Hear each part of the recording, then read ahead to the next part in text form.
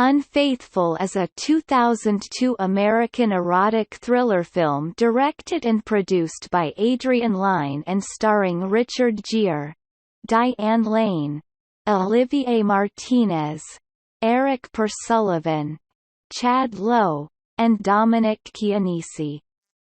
It was adapted by Alvin Sargent and William Broyles Jr. from the 1969 French film The Unfaithful Wife. It tells the story of a couple living in suburban New York City whose marriage goes dangerously awry when the wife indulges in an affair with a stranger she encounters by chance. Edward and Connie Sumner live in Westchester County, New York with their 8-year-old son, Charlie. Their marriage is loving but a little monotonous and lacking in passion. While shopping, Connie runs into stranger Paul Martel and scrapes her knees. Accepting Paul's offer to treat her injuries at his Soho apartment. Uncomfortable with his advances, she leaves. Finding Paul's phone number inside the book he gave her, Connie calls him and is invited over. Paul again flirts with her. She leaves despite their mutual attraction, but visits again, and they share a dance. Connie soon leaves for home. When she returns to retrieve her coat, Paul literally sweeps her off her feet, carries her off to his bedroom, and they have sex. Both thrilled and guilty, Connie uses her work as an excuse to continue visiting Paul, raising Edward's suspicion. Noticing Connie readying herself with new shoes and lingerie, Edward asks her to meet him for lunch, but she says she has a salon appointment. Edward calls the salon and confirms Connie was lying. Edward is devastated when a private investigator, Frank Wilson, provides pictures of Connie and Paul together. As Connie's visits become more frequent, she is late to pick up Charlie from school and realizes she can no longer carry on the affair. She decides to end things in person and the following day she does some errands. As Connie completes her grocery shopping errand, she drives to Paul's home to break things off in person, but notices him running off to the library with another woman.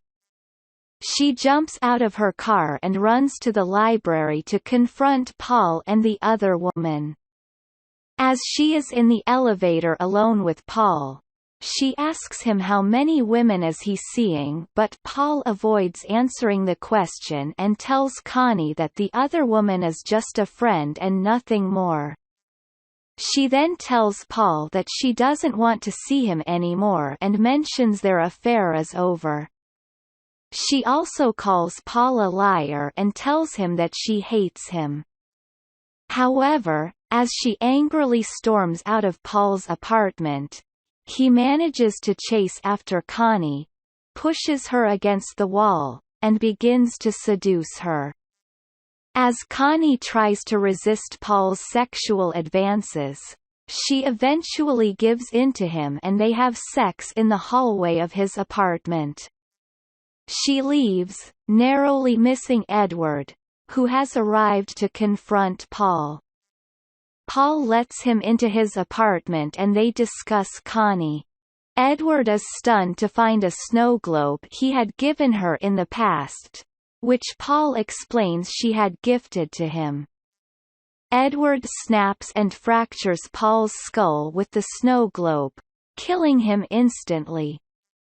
Cleaning up the evidence, Edward overhears a crying Connie leave a message for Paul, mentioning that she has had enough of the lying and hurting her family and that she is sorry but has to end the affair for good.